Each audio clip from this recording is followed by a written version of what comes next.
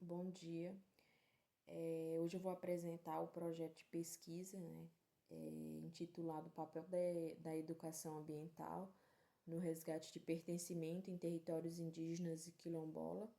Participantes Cícera Massal e Solange.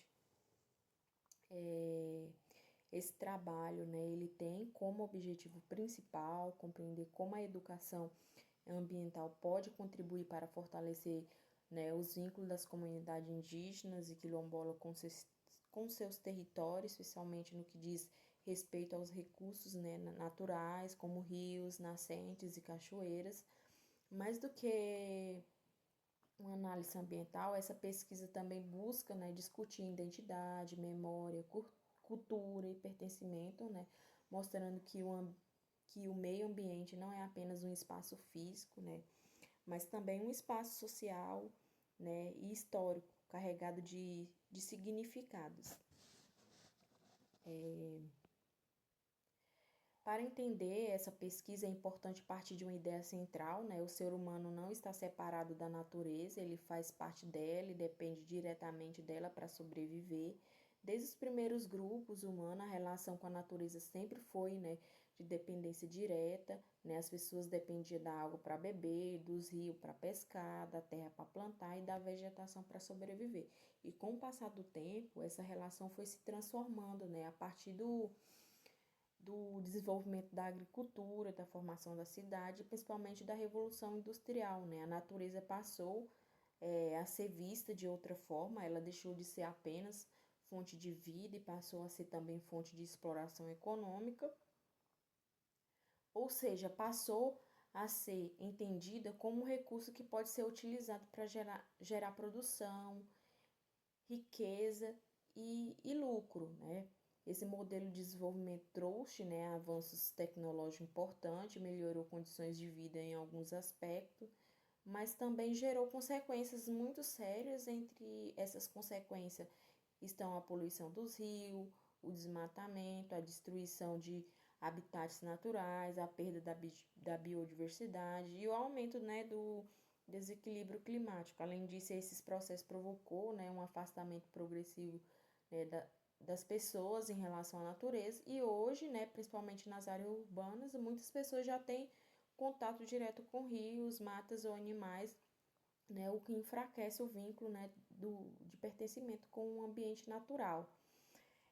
Isso gera um problema assim mais profundo, a natureza deixa de ser percebida como parte da vida e passa a ser vista como algo distante, né, separado do cotidiano humano. Diante disso, a crise ambiental atual não é apenas ecológica, né, mas também social, cultural e até emocional, né, pois envolve a forma como as pessoas se relacionam com o mundo. É nesse contexto que a educação ambiental se torna essencial, ela não se limita, né, a ensinar conceitos sobre meio ambiente, mas busca, né, formar consciência crítica, promover valores de cuidado, respeito e responsabilidade, e principalmente reconstruir a relação entre o ser humano e a natureza, né?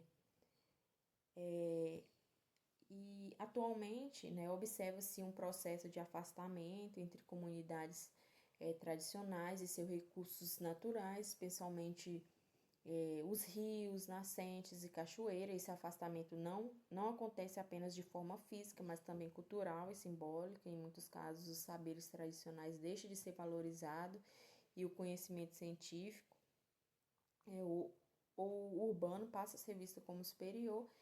Com isso, a relação com a natureza vai se tornando mais utilitária, ou seja, baseada apenas no uso de recursos, né, sem uma relação de cuidado, respeito ou pertencimento. Esse processo é muito preocupante porque quando não existe vínculo afetivo e cultural com o território, também diminui o senso de responsabilidade sobre ele, né? Assim, a degradação ambiental não acontece apenas por falta de recurso, né, ou fiscalização, mas também por uma mudança na forma como as pessoas enxergam, né, a natureza. Diante desse contexto, né, a pesquisa parte da seguinte questão central, né? Como a desconexão histórica e cultural da comunidade indígena e quilombola com seus recursos hídricos interfere na preservação ambiental e na qualidade de vida dessas populações? De que forma a educação ambiental pode atuar no resgate, né, desse sentimento de pertencimento? Essa pergunta é importante porque ela busca, né, integrar três dimensões ao mesmo tempo: a ambiental, a social e a cultural, ou seja, não se trata, né, de entender a degradação dos rios, mas também de compreender como as relações humanas influenciam essa realidade. E a pesquisa trabalha com duas hipóteses principais, né? A primeira é que a perda do vínculo afetivo, né, histórico e cultural com os rios e cachoeira contribui diretamente para a degradação desses ambientes naturais. E isso acontece porque quando não há pertencimento, também não há cuidado contínuo e consciente, né? A segunda hipótese é que o resgate de memórias, histórias e saberes tradicionais pode fortalecer a consciência ambiental e estimular práticas mais sustentáveis dentro da comunidade. Ou seja, quando as pessoas reconhecem suas histórias no território, elas tendem a valorizá-las mais, valorizar mais, né? E o objetivo geral, né, do nosso trabalho é compreender como a educação ambiental pode contribuir, né, para o resgate do sentimento de pertencimento das comunidades indígenas, né, e quilombola em relação ao seu território. Já os objetivos específicos, né, busca aprofundar essa compreensão em diferentes aspectos, né, entre elas estão conhecer a história da comunidade, pesquisar, analisar como as pessoas se relacionam com a natureza no cotidiano, identificar mudanças ambientais ao longo do tempo, valorizar rios, cachoeiras como elementos culturais e identitários, né? Refletir sobre os impactos da ação humana no meio ambiente. Esses objetivos são importantes porque ajudam, né, a estruturar todo o desenvolvimento da pesquisa, dando direção para a coleta e análise de dados.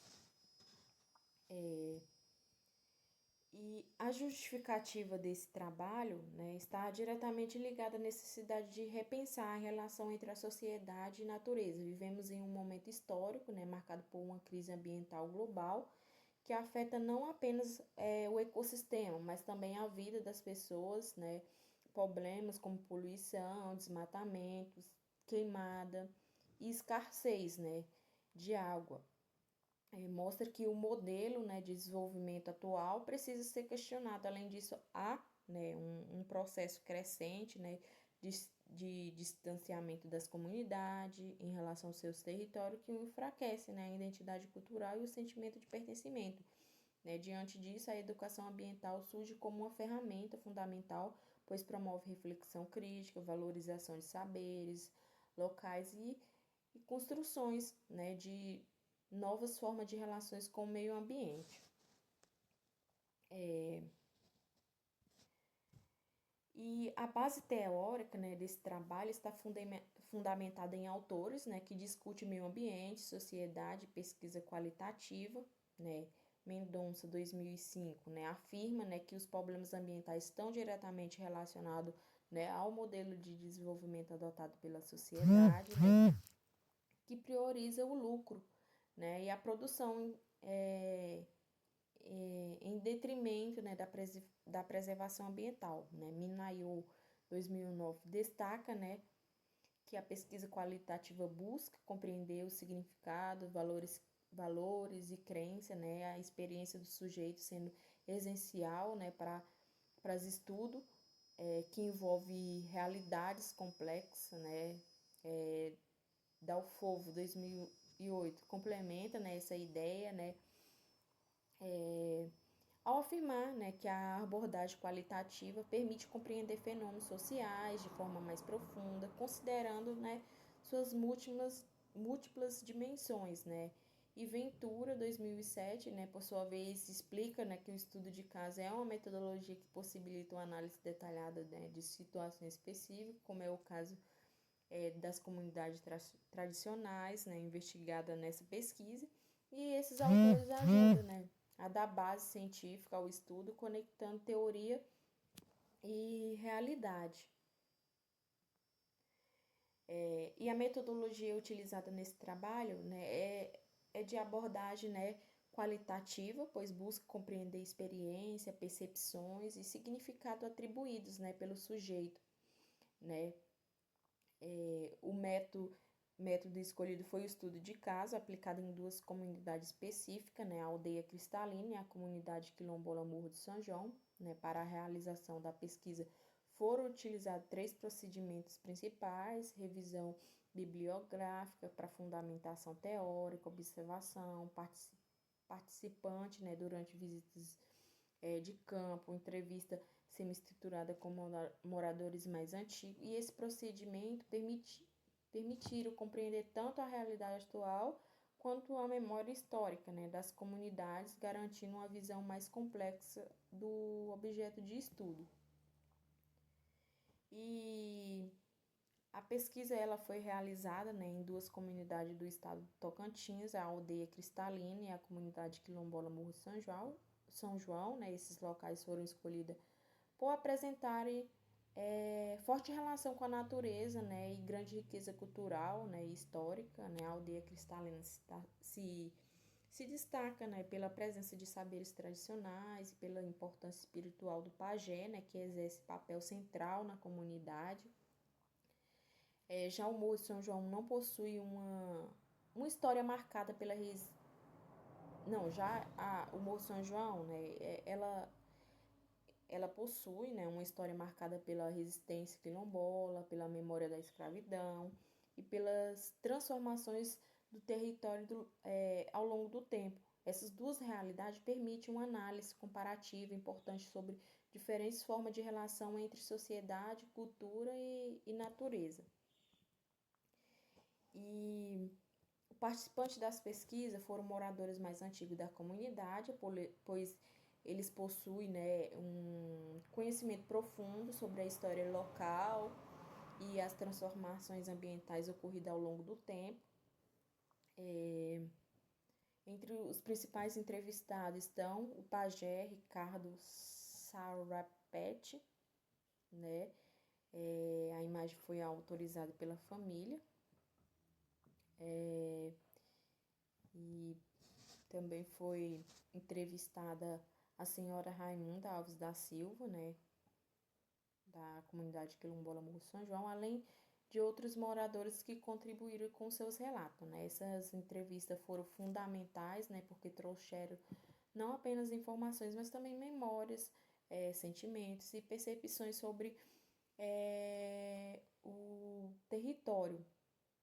Né, essas pessoas representam a memória viva, né, das comunidades e foram essenciais para compreender a relação entre o ser humano e a natureza. A Aldeia Cristalina é uma comunidade que mantém forte ligação com saberes tradicionais e com a espiritualidade indígena. O pajé tem papel central, sendo responsável por práticas culturais, né, espirituais que orientam a vida comunitária. Para essa comunidade, a natureza não é apenas um recurso, mas um elemento sagrado, especialmente, né, a água, que possui grande valor simbólico e espiritual. Aqui são algumas imagens da Aldeia Cristalina, né?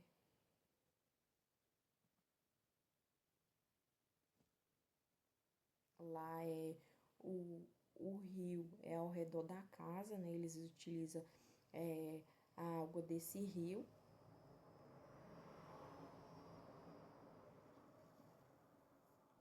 E a comunidade quilombola Morro de São João possui uma história marcada pela resistência, pela memória da escravidão e pela luta pela permanência, né, no território. Com o passar do tempo houve, né, redução da área da comunidade e saída de muitos jovens em busca de oportunidade fora. Mesmo assim, a comunidade mantém viva sua identidade cultural, né, e sua relação com a terra, preservando suas memórias e tradições. Aqui é a comunidade, né, do Morro de São João, né. Durante a visita do campo foi possível observar diretamente, né, os rios e nascentes, né, e áreas naturais da comunidade. foram identificadas mudanças, né, ambientais, né, comparando a comunidade quilombola com a aldeia indígena, né,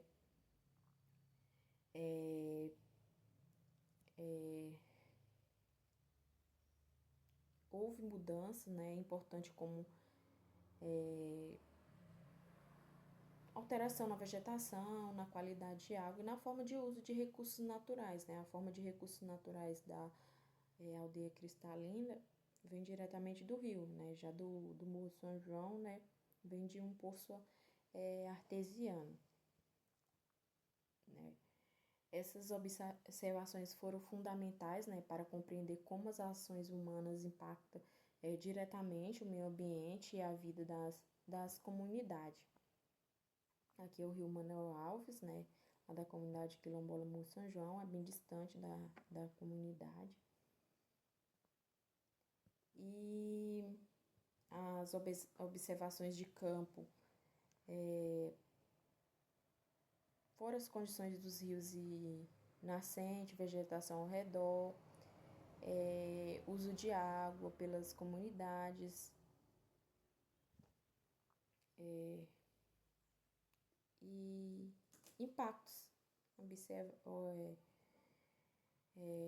ambientais observados. Agora eu vou passar, agora a Cícera vai explicar, né, a parte dela, e é isso.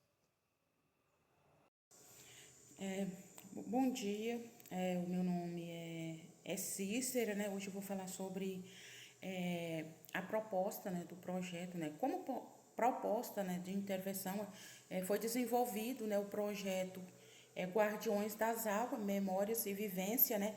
Essa proposta ela busca fortalecer o vínculo entre comunidade e natureza, né, por meio de ações educativas, culturais e efetivas. Entre as atividades propostas estão as rodas de conversa entre gerações, resgate de memória, história locais, trilhas ecológicas efetivas, plantios de árvores nativas, ações de cuidado e preservação dos rios. Então, a ideia principal é unir conhecimento científico e saberes tradicionais, promovendo, né, uma educação ambiental mais humana, mais participativa e transformadora, né?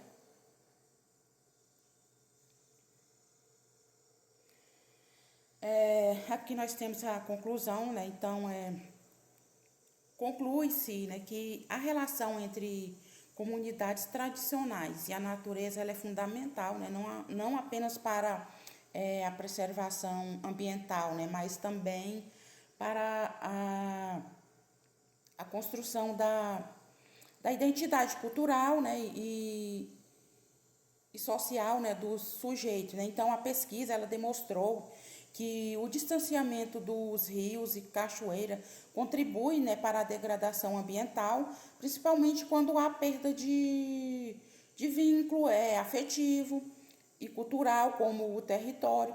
E por outro lado, também ficou evidente, né, que o resgate das memórias, história e saberes tradicionais podem fortalecer o sentimento de pertencimento e incentivar, né, prática mais sustentável.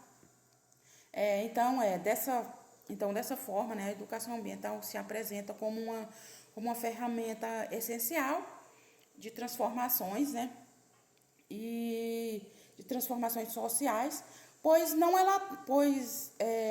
atua apenas na informação, né, mas na formação de consciência, valores, atitude. Por fim, é importante, né, reforçar que preservar a natureza não é apenas uma questão ambiental, mas também uma questão de cultura, identidade e futuro coletivo, né?